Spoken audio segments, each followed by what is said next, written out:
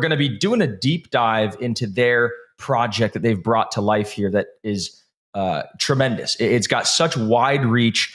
I want to crack the code of Pi Network. So I brought on the co-founders here, Chang Dao of Dr. Chang Dao and Dr. Nicholas Kokalis of Pi Network. Welcome to the Crypto 101 podcast, and thank you for joining us. Thank you. Thanks, Bryce. Thanks for having us. Yeah, so you guys are based out of Palo Alto, is that right? Up in Silicon Valley? Yes, that's right. Nice. And why start Pi Network? What was the grand vision that really got you guys to say, you know what, we're going to dedicate the rest of our lives to this project? Well, Pi Network was started combining all our academic and personal interest. Nicholas is a hardcore computer scientist with expertise in distributed system, which is a precursor to one big component of blockchain. And I myself is a social scientist. So with the second half of my PhD doing human-computer interaction, that's where Nicholas and I collaborated on multiple research projects, studying how to build computer systems to scale and to be used easily by humans.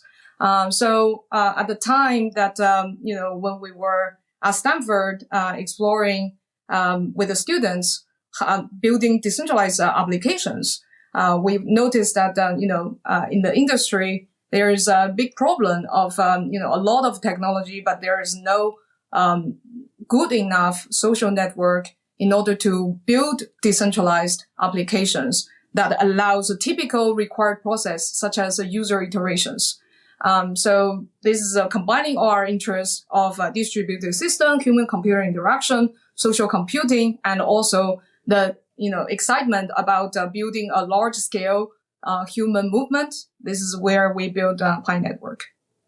So is Pi Network like it's a digital currency, but it's also a social network, if you will, and so people could interact. Could you kind of walk us through, if somebody were to download the Pi Network application, what would they be expecting? So it's a digital currency in the sense that you can mine it, and you can mine it on the mobile phone directly. As part of the mining process, you contribute to the consensus algorithm. And it is also the entry point to the Pi ecosystem, where you can see and use different Pi utilities. Fantastic. And so what are some of the popular applications that you've seen people develop on the Pi Network, or maybe with the Pi cryptocurrency? Well, to start, there is a very important step for us to migrate our social network to our mainnet blockchain. And the key step is called KYC. And one application of the Pi cryptocurrency is that people can pay Pi to get their IDs verified in order for them to migrate to the mainnet. And this is a very strong utility in the sense that, native currency Pi is used to pay for real human labor that result in valuable work in the world. And so people need to, so right now they have like a test net, and now there's a transition to the main net. And in order to get onto main net, you need to KYC. Can you kind of tell people maybe a little bit about why people need to KYC? And for those who don't know, who are listening, what is KYC? Okay. So KYC is generally known as a know your customer process. And a lot of, traditional businesses require KYC to, for compliance reasons, to know your customer, to know who you are providing the service to, especially financial related services, generally is required. And so Pi Network doing KYC is, for one, of course, as much as compliant as possible. Second is also for our own policy. For example, in Pi, we require one person per account. This means that this is one of the defense mechanisms of our network to prevent fake accounts migrating to the mainnet. So we are, and we're having this KYC solution. We needed to build it in-house for multiple reasons. Scalability is a big one of them. And scalability not only in the sense that we have a large network of people that spans across almost every country or region in the world. And we are talking about tens of millions of people. And we couldn't find any KYC solution out there that could have solutions for every single country's IDs. Number one, about scalability, but also number two of scalability is that there is no currently KYC still requires some human intervention. So there is a lot of machine learning and AI algorithms that are helping with liveness detection and with identification of the IDs and understanding what's on the ID documents, but it still needs some human support. So any KYC solution we talk to could only scale to thousands of KYCs per day, like small amount of KYCs per day. But in our case, with such a vast network, which we are preparing for the next billion users, it couldn't scale with just the thousands per day. So, for example, we did our first million KYCs in a single month. So that wouldn't be possible. And there were almost 500,000 people involved in the process of verifying the first million or 2 million people who KYC'd. So that's a tremendously large number, especially when we talk about, crypto sort of networks. And, if you look at any of the DeFi apps, for instance, they have a few thousand users every single day. You look at some of these, decentralized metaverses, not pointing any fingers, not naming any names. Everybody's doing a great job. There's just not that many users on a day-to-day basis. NFTs, the volumes are down 99%. So my question to you is, man, how did you guys, grow to get, millions and millions of users? And what are kind of like the metrics that you guys have? Like you have 1 million users, you have 10 million users. And how did you get all these users? Well, it comes down to the unique strategy of ours. And the core strategy is accessibility. And accessibility has three folds, I guess. One is financial accessibility. In Pi, everybody can mine for free. They don't need to pay anything to enter.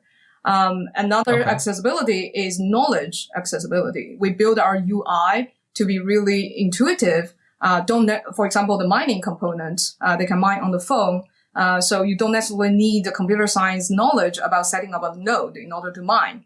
And then there is also the, system design accessibility. That is, in addition to people find it easy to mine, they also find it easy to use. So all these factors contribute to the accessibility.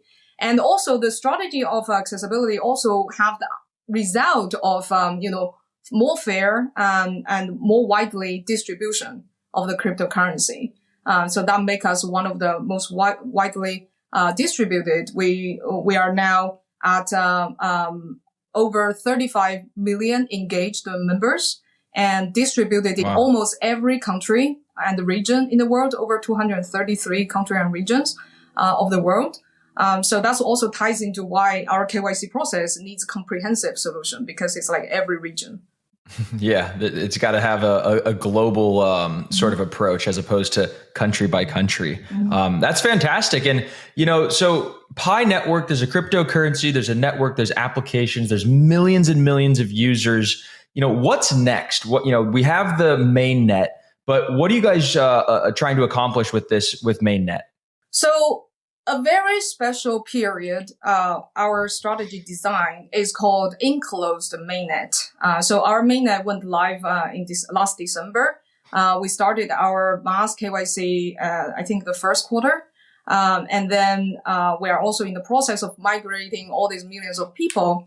The next is basically after migrating all these millions of people to the mainnet, we're building the enclosed network. Enclosed network means everything can be transacted within Pi, but cannot have external connectivity yet. The special design for this is to focus our attention to build utility and real utility without too much noises outside of the network. And of course, we acknowledge there are certain applications can only build with external connectivity, but there are internal enclosed type of utilities can be nurtured and built. For example, new type of social applications can be inside the enclosed environment to get it into the ecosystem to be a little more mature before we go to we call open network.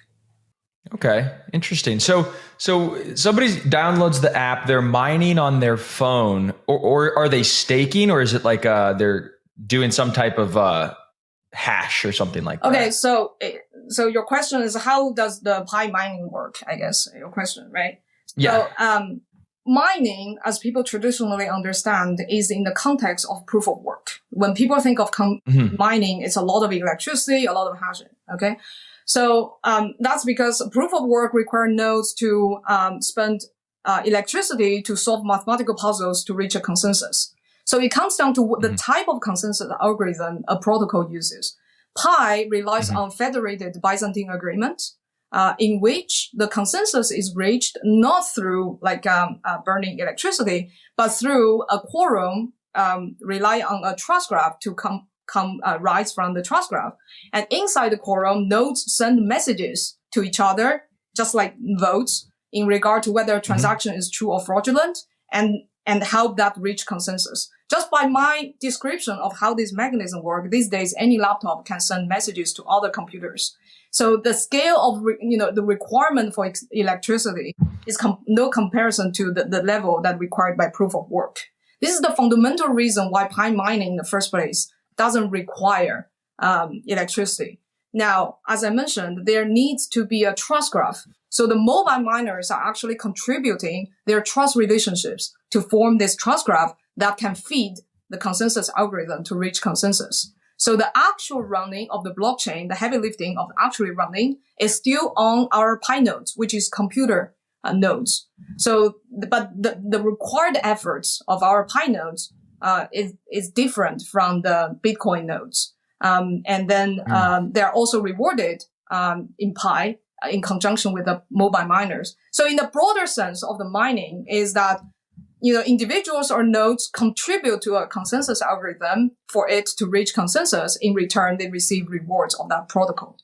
You guys envision Pi network ever interacting, or Pi network users ever interacting with their Pi tokens on other chains, right? Is it going to be this cross-chain future with, bridges or atomic swaps, or is it kind of going to be maybe like one blockchain to rule them all? What's your guys' view?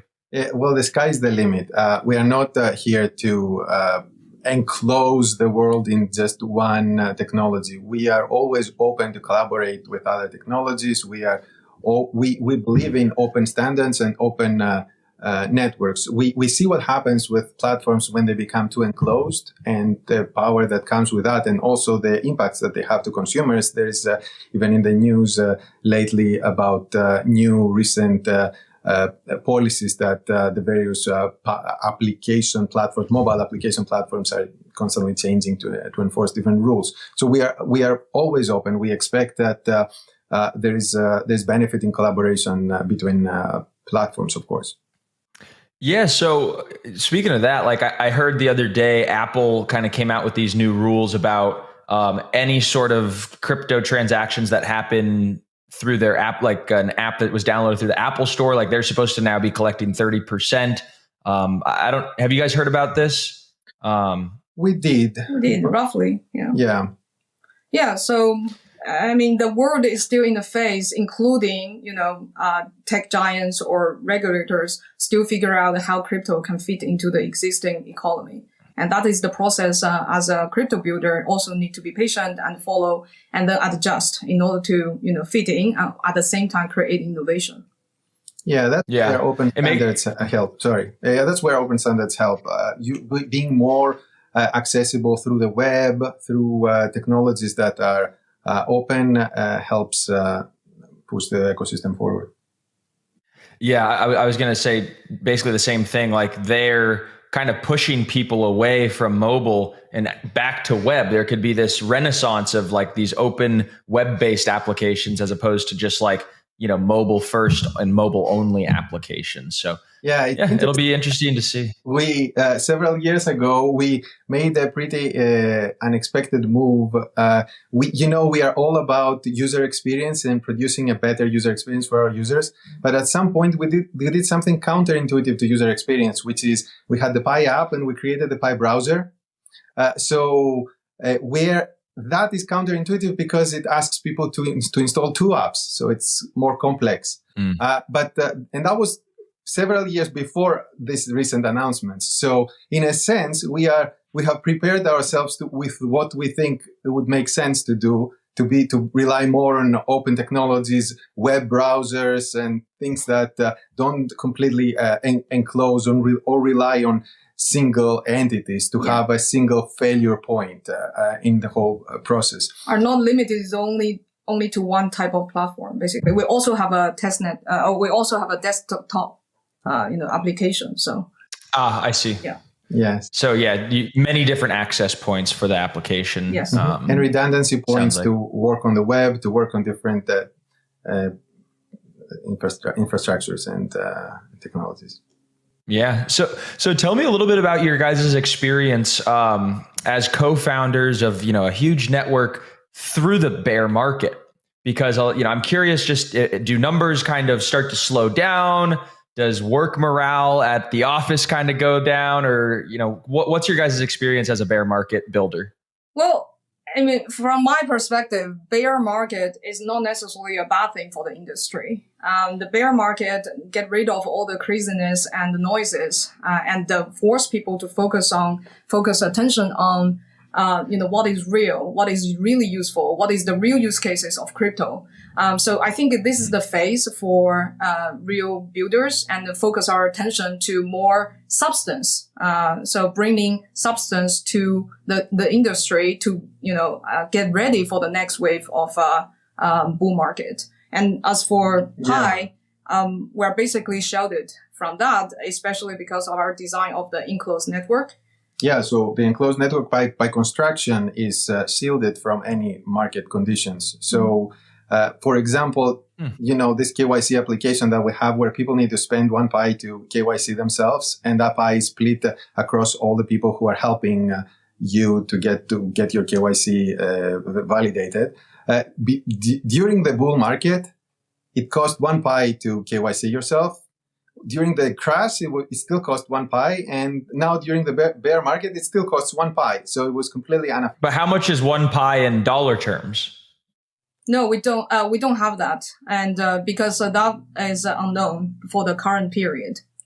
Yeah. Well, and one thing to consider here, unrelated to the market conditions, is that as the base mining rate has been decreasing internally in the Pi blockchain, and it used to take you about 2 days to mine 1 Pi, and now it takes about 3 days to mine 1 Pi. So it is possible that down the line that the price for the KYC can go down to people who have to pay less than 1 Pi, but completely unrelated to the market. 1 Pi is attached to the value of all the labor people spend on validating this application. So you can't take the Pi out and send it to Coinbase and cash out. You can't. Okay, yeah, that's the point of the enclosed network. Enclosed network, yes. Wow, that's pretty interesting. And so, like during the bear market, do you guys continue to see just as many people mine, or do people kind of lose interest and stop mining a little bit? No, we don't see any big difference. Completely unaffected. Yeah. And what is their incentive to mine? If the Pi network tokens don't have any monetary value, what's kind of the incentive for people to continue mining? Is it just because it's fun and there's a community and there's an experience behind it? Or because I always viewed the incentive for people to stake or people to mine is because they could earn an income from it. Yeah, I think it's more of we have the vision of building a utility-based ecosystem, and to really crack utility, it's not Rome is not built in 1 day, and to build a real ecosystem, you need a lot of infrastructure and you need a lot of attempts to try what it will stick and what is the real use cases. And along the journey, in addition to mining, we also educate our community about the way to achieve long-term vision. And also, in essence, our network is, free to join, to start, and more fair distribution. Unlike, many other conventional way in crypto that tokens are sold, we never sold any token, and 80% are for the community and the network. So it's basically a more fair participation into this ecosystem to build the ecosystem together. It's not just, we are not just we provide the thing for the community. It's all the core team is only one participant of the network, and every user and member and developer have their responsibility to contribute to the network to build. And this network and ecosystem cannot be built in one day. And that's the mentality and that's the spirit of Pi community. How long do you think it'll take? Is it like a 10-year, maybe a 20-year plan for this to kind of come to fulfill the grand vision? Or is it closer than that? I think it's hard to say, but for the next 3 or 5 years, I think even for the general crypto industry is to figure out and overcome a lot of obstacles for the industry as a whole and obstacles for a specific project. For the industry itself, it has knowledge obstacle. How do people perceive cryptocurrency and the industry? There's a lot of disinformation and misinformation. How do we remove those? And then there is also the regulation obstacle, meaning that we need more clear rules.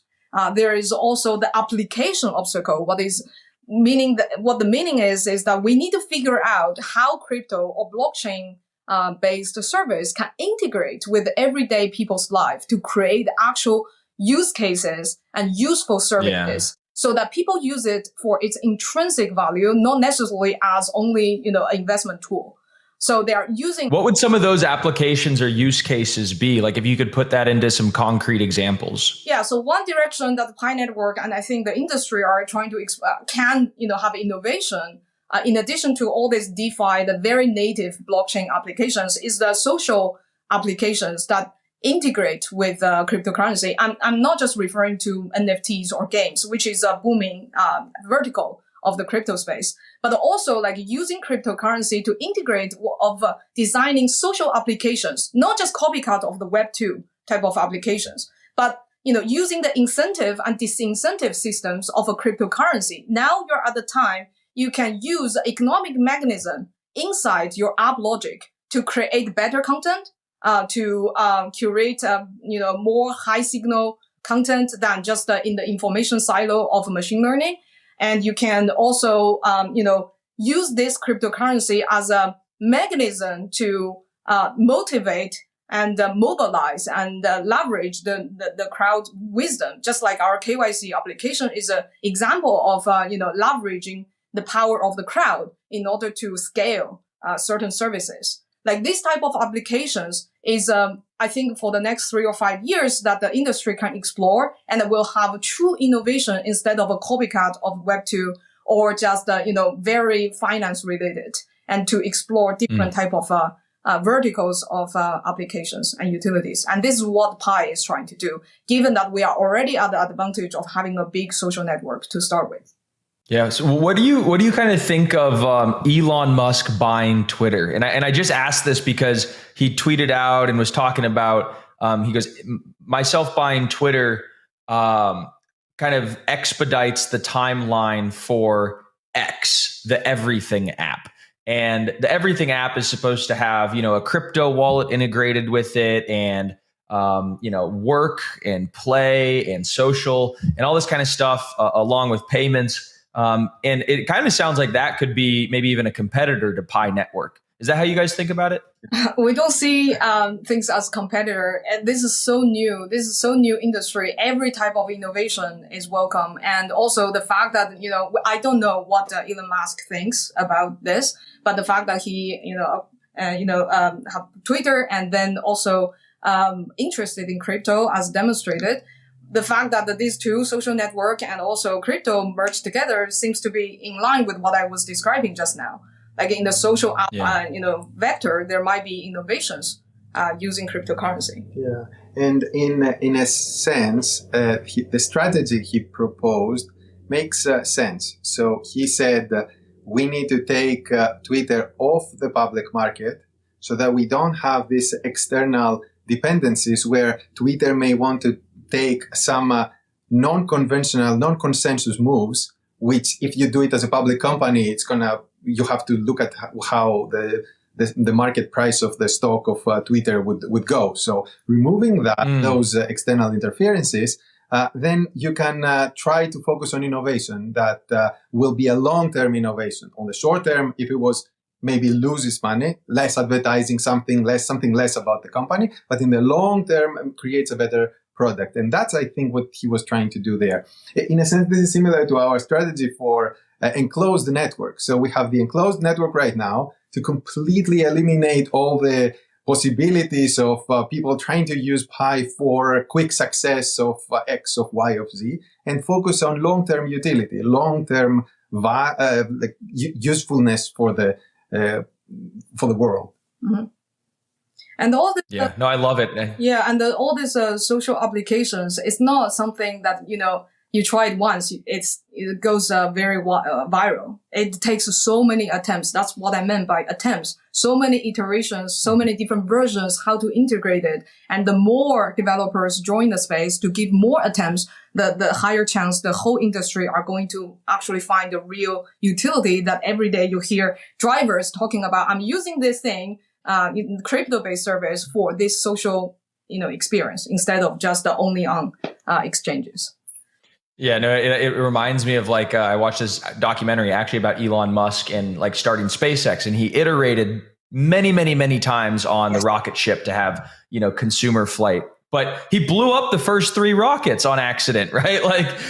So nothing's ever perfect the first time. But if you want to have true long-term sustainable innovation, I also love the analogy of, him taking Twitter off the public market, because the things that he'll do to that company after he purchases and go private, he will have if he still had public board members and public shareholders to a fiduciary obligation to them, the experiments that he would run and the innovation, while it might, affect the stock price negatively, it could actually be long-term, a net benefit. And it's pretty clear that, that's what he's going to be doing. He's going to be doing a lot of experimental, fun, innovative things, a lot like what you guys are doing with the Pi network. And so I'm excited to see how everything turns out. I'm excited to download it and get Pi mining myself here.